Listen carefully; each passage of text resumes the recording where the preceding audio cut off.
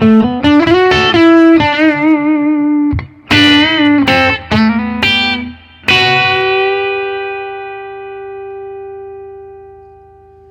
right, so I put something on Instagram or something the other day, and one of my good friends, RudeMoodDude Hamburg on Instagram, he has a great YouTube channel too. I'll put a link to his YouTube channel in the comments in case you guys want to check it out. He said he thought it would be super cool if I did a pedal steel sort of type lick video. So I figured that was a great idea. I am not the best pedal steel lick guy ever, but I really enjoy doing it, and I have a few little tricks, and they're probably particularly helpful if you are sort of a rock guy trying to play a little bit of country music, and you want to add some of these kind of things to your tool belt, and maybe not go super deep dive, but just do some things that you can throw in easily from the pentatonic rock stuff you already do. So that's sort of the idea of today's lesson, slash lick video, slash tutorial, whatever you want to call it. But all about pedal steel stuff. Nothing fancy. I'm just, no backing track, no nothing, just playing, and let's just see if we can get the hang of 4 or 5 of these licks. The little thing I played in the intro is a lot of the sort of things that I typically do when I'm trying to do pedal steel stuff. So I'll just walk you through what I did. The first thing I did, I was thinking, the chord progression I was thinking in my brain, a lot of times when you're doing these pedal steel licks, they're gonna be chord specific, less just, playing out of random scales and more sort of following the chord progression. And that way you'll sound more like an actual pedal steel player. But so the chord progression I was thinking was G, C, B minor, G. So that's what I was sort of loosely following, and I started right here on the 10th fret on my B string. I'm thinking that sort of what I call the 4th shape in the pentatonic scale. If you started from the whole top, it'd be 7, 10, 7, 10, 7, 9, 7, 9, 8, 10, 7, 10. And then I'm playing the bend on the B string from the 10th fret. That note happens to be an A. So the note right there on the 8th fret is a G. When you bend that note, it's a B. Now, if you know anything about music theory, and if you don't sweat it, but for those of you who do, we're always thinking on the pedal steel stuff, sort of bending into chord tones or notes in the chord. Now, a G chord happens to be G, a B, and a D. So when I play a G, no matter where it is, there's my G, there's my D, there's my B. G, B, D. That's a D shape right there, by the way. Doesn't matter if I play it up here. G, B, D, G, D, G, the way I'm holding it. Doesn't matter. It's always a G, B, and a D. So if I can play the G on the 8th fret and then bend the A to a B, so 10th fret up a whole step, that already sounds sort of like a G chord. We're halfway there for a triad, rather. So what I'm doing is I'm doing that. I'm holding down the D on the 10th fret with my pinky. So that's a pretty pedestrian, cliched, normal pedal steel kind of thing. So we could stop right there. I could push that up, play the 10th with my, I like to hybrid pick it, by the way. Pick, finger. So pick on the B string, finger on the high E. You can do that, and then kind of resolve it to G. You'd be most of the way there. By the way, when you're trying to sound like a pedal steel, remember when they hit those pedals that pull those strings and bend them into different, notes, whole step, half step, whatever it's set to. Remember, it's a mechanical bend. So when we play blues, we like this, really drag it out sometimes. For country stuff, the quicker you can get to the pitch, the more it's going to sound like that actual, you hit a pedal on a pedal steel, or like a B bender. But anyways, what I did was not that. I didn't stop there. I added some more notes to it. So when I'm thinking right there, G major scale. So just thinking from the G on the 8th fret, 8, 10, then high E, 7, 8, 10. I added some of those notes. So when I played that bend, I played the 10th fret with my pinky. Then I played the 8th fret on the high E string with my first finger. Then I think I actually went over to 7, slid over, Probably played the pinky again. So why this note is up there, playing a B, all those other notes can rub it.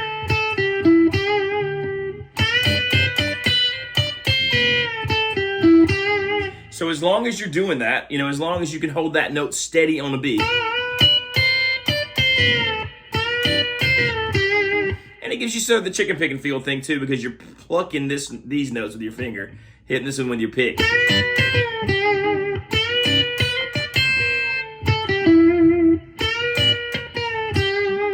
And if you get little dead notes in there, it just sort of adds to the effect. So that was the first sort of lick thing that I did. Then going right into a C chord. Okay, now most people play this lick as a pedal steel thing. So what I'm doing is I'm holding my pinky on the 10th fret, then letting my ring finger bend. Actually, I said the 10th fret, it's the 8th fret. Now I'm letting my ring finger bend the 7th fret all the way up. Now there's sort of like a C5, like part of a C chord, the C and the G. And what I'm doing is I'm bending from the D to the E. Pedal steely right there. I'm basically bending into a C chord. So there's my C. I'm taking my D up to an E. Then I got a G right there. Then a C again, because a C chord is C, E, and G. But that's not what I did. I took these notes and I put them in the lower register. 10th fret, A string, ring finger. 10th fret, D string, pinky. And then I bent that same note, so more like this. Now that sounds, to me, even more pedal steely. It's trickier to do until you get the hang of it. Because this is really easy for me. But I think this sounds more authentic. So check that one out. That's a good one. And then I just came and did a little pentatonic. Kind of blended that in. Don't remember exactly how I did it, but something like that. Then I feel like the minor ones are trickier. So I went to E minor, grabbed it right here. So an E minor chord could be that little bar chord, which would be 7, 9, 9, 8. So I held the 9 and the 9, and instead of playing the 8, I came down and grabbed 7th fret on the B string. Got to be careful because you don't want to pull it off the fretboard, and you're only going a half step. And then I just came right down to that first shape, sort of E minor pentatonic. And then on the 15th fret on the B string, I bent that thing up to E. And I don't remember if I was holding the E right there. I think I might have been holding the G right there. I'm going. So you're holding the G, you're bending D up to E, kind of an E minor 7 sort of feeling thing. So from this one to the, I don't remember how I phrased it, doesn't matter. You can phrase it however you want. To my favorite one, the D. Now I was thinking D major sort of pentatonic right here, like a D major sort of triad thing like that. That is a D. 7, 7, 7 from the D string. 7, D string, 7, G string, 7, D string. And then, like I said, that's a D, that's an E, so I'm bending it to F sharp, because those three notes in D are D, F sharp, and A. Thinking through all that stuff, so I bent it up, had my pinky there, but if you think about the pentatonic scale right there for D, and really I'm thinking mixolydian, because I'm thinking the D, we're in the key of G, so flat 7, which is 8th fret right there. 7, 8 on the B, or 10 on the B string, 8 on the B string, 7. So on the high E and the B, we got 10, 8, 7, 10, 8, 7, and then 7, or 9, 7 rather. So when I'm bending it, I can play through all of those. So you see how I have it bent to the 3rd, to the F sharp, pinky on the 10th fret, first finger on the 8th fret, first finger 7, might play the bent note again, got to make sure it's still up there on the F sharp, 10 on the E string, play the note again, 8th fret, 7th fret, come and let it come down. And I didn't play them all. I bent it. I played the 10th fret on the B string, and then I wanted to get the 8th fret, so that's like a D7. And then what I did was, why I had that note up there, I actually bent the B string up. So I played it, played the 10th fret, played the 7th fret on the B string, bent it a half step, and then as soon as it came down, let that note come down. Let's see if I can put it all together for you. Nah, that wasn't a good one, but yeah. You get the idea, right? It's the more strings you start bending, the harder it is. Especially without the flow of like somebody playing a chord behind it or having a melody in your brain. But you can do a lot of cool playing around with that.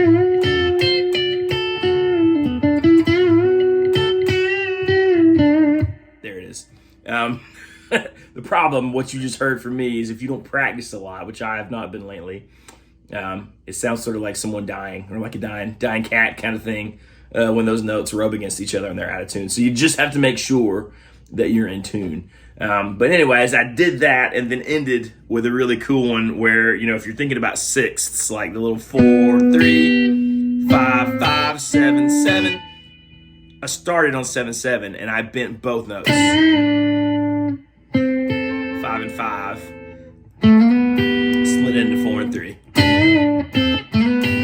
And then I ended, the last thing I did is I came in and I held. So if you think about right here, like that's a G and a B. And then that note up there would actually be your D. That would be a whole G triad. So I played the first 2 notes of it and then bent that one up to 8. You just got to hear it and get it in tune. So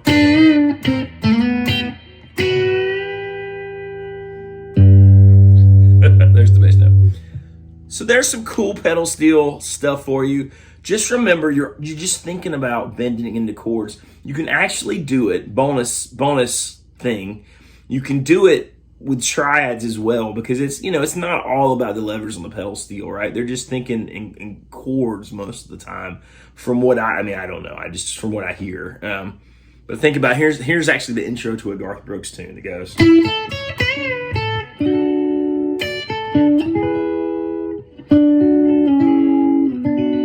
That's a pedal steel line. It's an A, and all he's doing is playing the little A triad, arpeggio right there, doing the little bend. Then he plays a D chord, an E chord, all little triady things, D. Then he does C sharp minor, B minor. Then the song starts. That's a pedal steel lick.